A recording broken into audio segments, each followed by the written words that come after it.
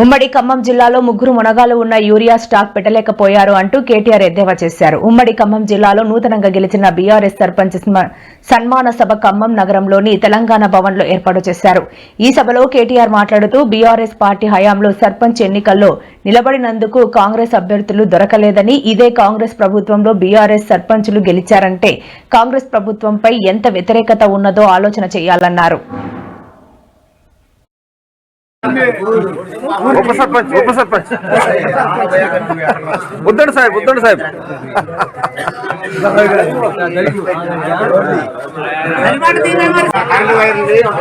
అక్కడ మా తమ్ముళ్ళు 30% అని పట్టుకున్నారు. అది ఎవరి గురించో మీకు తెలుసు. ఒక మంత్రి కాదు, మీ జిల్లాలో అందరు మంత్రులు 30% నడిపిస్తున్నారు. బీ ట్యాక్స్ 30%, ఇక్కడ పక్కన పీ ట్యాక్స్ బాంబులేటి మంత్రి గారికి ఆయన ట్యాక్స్ కూడా 30%.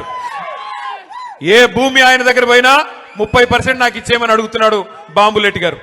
అట్లాగే ఇక్కడున్న తుమ్మల గారు కూడా, ఆయన కూడా అదే పనిలో ఉన్నాడు.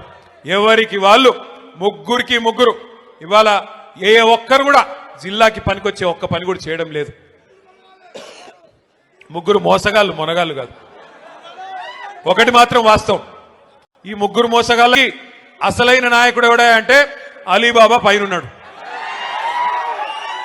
ఇక మీరు చూస్తూనే ఉన్నారు ఆయన కథ. అయితే నోరు బారేసుకోవడం, జర్ర జర్ర జర్ర జర్ర జర్ర జర్ర ఒకడికి మొక్కాల.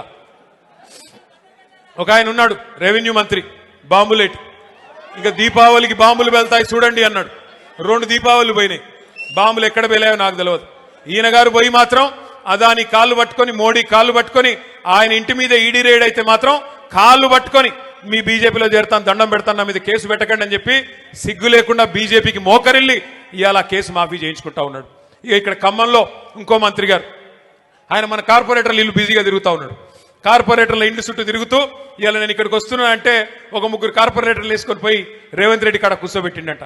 ఒకటి మాత్రం నేను పక్కాగా చెప్తున్నా, మంత్రి గారు, ప్రజలు అనుకుంటే మీరు ఎంతమందిని ఎత్తుకొని పోయినా నువ్వు పీకేదేమి ఉండదు. ప్రజలు అనుకుంటే పెద్ద వాళ్ళని ఇంటికి పంపించారు, నువ్వు ఎంతమంది నన్ను ఎత్తుకొని పో, పర్లేదు, బంగారం లాంటి కొత్త వాళ్ళని తయారు చేసుకుంటాం, కొత్త యువతకి అవకాశం ఇవ్వాలని చెప్పి కూడా నేను పువ్వాడ అజయ్ అక్కడి నుంచి ఇక్కడి దాకా వస్తూ ఉంటే ప్రజల స్పందన, ప్రజల హావభావాలు, వారి మాటలు ఇవన్నీ కూడా వింటా వచ్చినాను.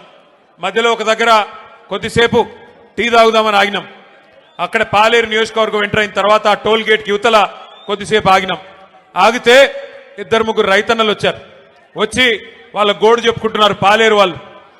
అన్నా, మా ఎమ్మెల్యే గారు ఇప్పుడు మంత్రిగా ఉన్నారు, వ్యవసాయ మంత్రి గారు మా జిల్లా, ఇద్దరున్నారు.